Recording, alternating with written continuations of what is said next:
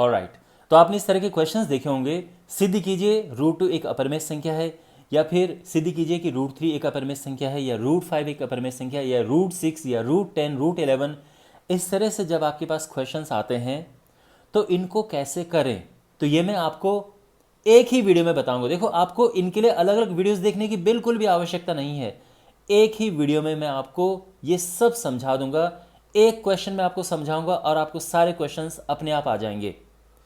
तो यहां पर एक बात और आप ध्यान रखना कि जब हमारे पास क्वेश्चन इस तरह से आते हैं कि सिद्ध कीजिए 2 + √3 का अपरमेय संख्या है, या 2/√3 का अपरमेय संख्या है, तो ये अलग तरीके से प्रूव होते हैं। इस वीडियो में मैंने ऐसे क्वेश्चंस लिए हैं, यानी इस वीडियो से आप ऐसे नंबर्स को अपरमेय सिद्ध करना सीखेंगे जो सिंगल डिजिट में इस तरह से होते हैं, जैसे √2 हो गया, या √3 है, √5 है, √6, √7, √8, इस तरह से। ओके, तो यहां पर आपके सामने ये टेम्पलेट है, ये आपको अच्छे से रटना है। अगर आपने ये समझ लिया या इसको रट लिया तो इस तरह के सारे क्वेश्चंस आप आराम से कर सकते हैं। बस यहाँ पर हमें नंबर्स फिल करने हैं। वैसे मैं आपको पूरा एक्सप्लेन करूँगा कि ये क्या है, आपको कोई प्रॉब्लम नहीं होगी समझने में, लेकिन ध्यान रखना ये बिल्कुल एक जैसा रहेगा और बाकी यहाँ पे नंबर्स ही चेंज होंगे। तो ऐसा नहीं कि आपको हर एक क्वेश्चन के लिए हर एक अलग अलग तरीका कुछ ऐसा है, बिल्कुल भी नहीं है। जो मेथड है पूरा एक जैसा है। तो शुरू करते हैं। तो सबसे पहले मैं यहाँ पर ले रहा हूँ √2 को। मान लो कि हमें प्रूव करना है कि √2 एक अपरमेय संख्या है। अच्छा, अब यह प्रूव होता है किस विधि से? इसका नाम है विरोधोक्ति द्वारा उपपत्ति, यानी प्रूफ बाय कॉन्ट्रडिक्शन। तो इसमें हम क्या करते हैं कि पहले विपरीत मानकर चलते हैं कि हम ये मान लेते हैं कि एक परमेय संख्या है, लेकिन बाद में हमारे कुछ कथनों में आपस में विरोधाभास होता है, यानी एक कथन दूसरे कथन का विरोध करता है। तो इससे ये साबित होता है कि भाई हमारी जो कल्पना थी वो गलत थी, इसी वजह से तो ये विरोध उत्पन्न हो रहा है। तो अगर वो परमेय नहीं है, यानी हमारी जो कल्पना थी कि परमेय संख्या है, अगर ये त्रुटिपूर्ण है, ये गलत है, तो यानी ये परमेय नहीं है, फिर ये अपरमेय है। तो यही है विरोधोक्ति द्वारा उपपत्ति। तो अब इसको हम करना शुरू करते हैं स्टेप वाइज। तो सबसे पहले हम ये लिखते हैं, हम इसके विपरीत हम मान लेते हैं कि √2 एक परमेय संख्या है।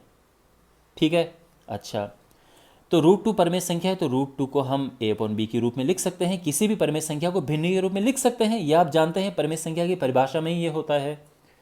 जहां पर जो b है ये 0 नहीं होता है, a और b पूर्णांक होते हैं। लेकिन एक इंपॉर्टेंट बात यहां पर है कि a और b का कोई उभयनिष्ठ गुणनखंड नहीं है, यानी कोई कॉमन फैक्टर नहीं है।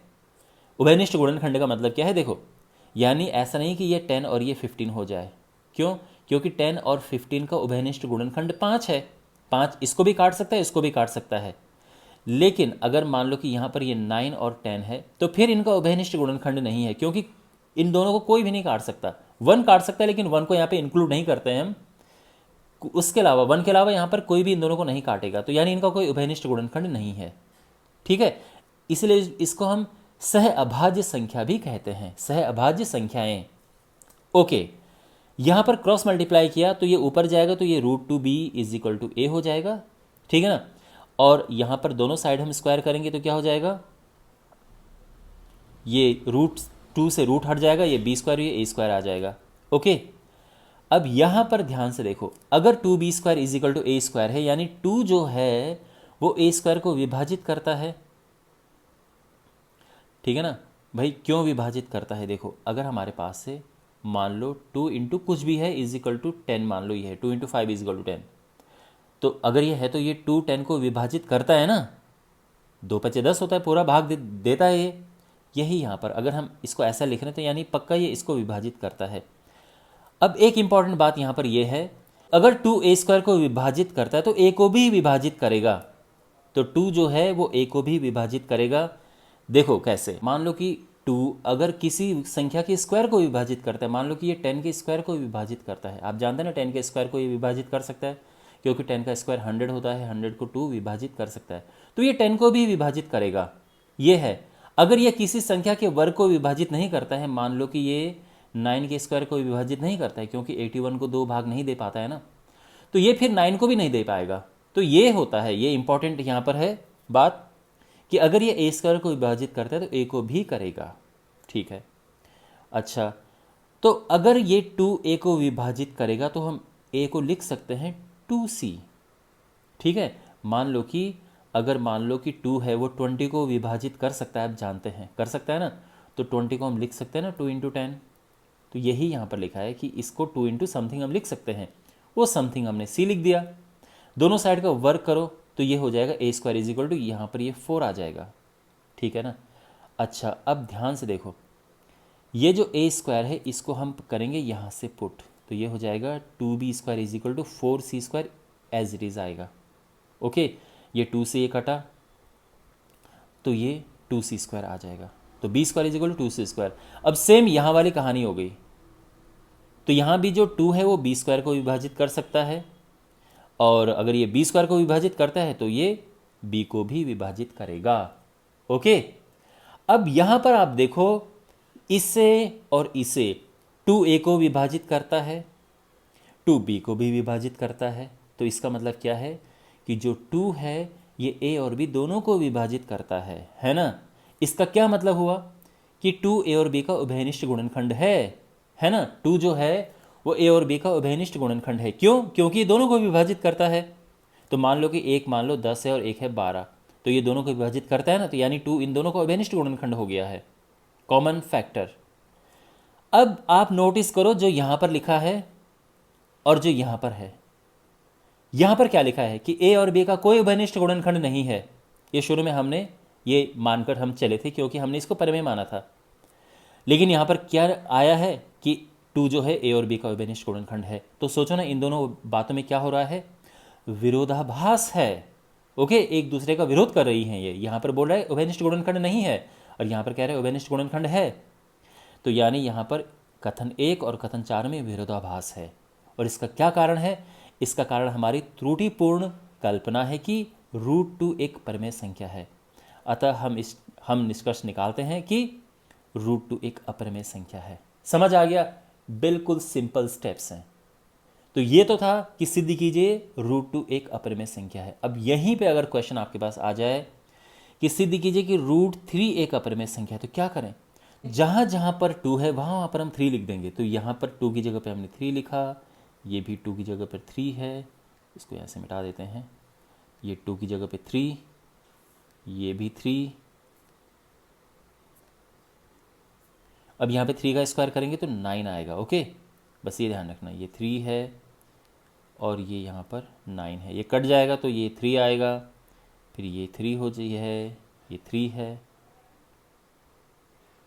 ओके, और बस हो गया, सेम है।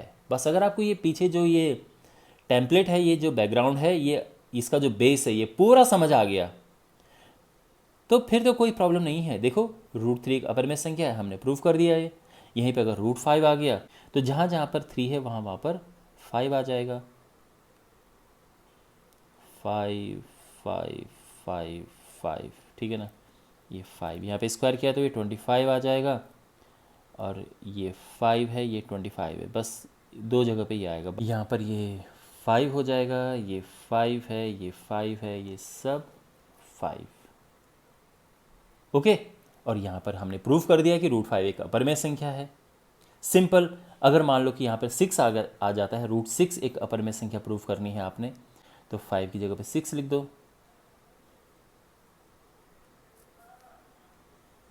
जहाँ पे 25 है वहाँ पे हमें इसका स्क्वायर यानी 36 लिखना है। तो ये 6 है और ये 36 है। इसके बाद ये कट की 6 आ जाएगा, फिर जहाँ जहाँ पे 5 है वहाँ पे आपको 6 लिखना है।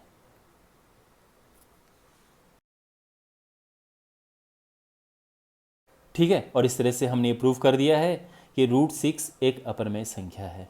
तो आई होप आपको समझ आ गया होगा कि बस आपको क्या ध्यान रखना है। ये जो बैकग्राउंड में मैंने ये लिखा हुआ है ब्लू कलर में, पूरा आपको ये अच्छे से समझना है, अच्छे से ध्यान में रखना है।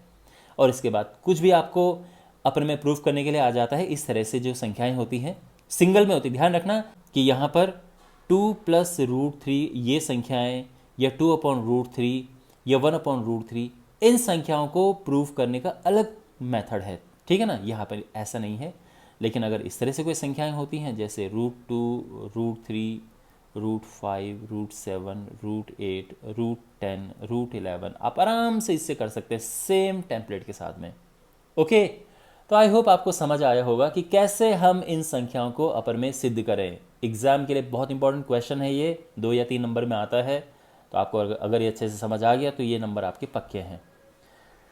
ऑलराइट, तो अगर वीडियो अच्छा लगा है तो आप अपने क्लासमेट्स के साथ में, अपने फ्रेंड्स के साथ में वीडियो को ज़रूर शेयर करें। मिलते हैं अगले वीडियो में। Take care.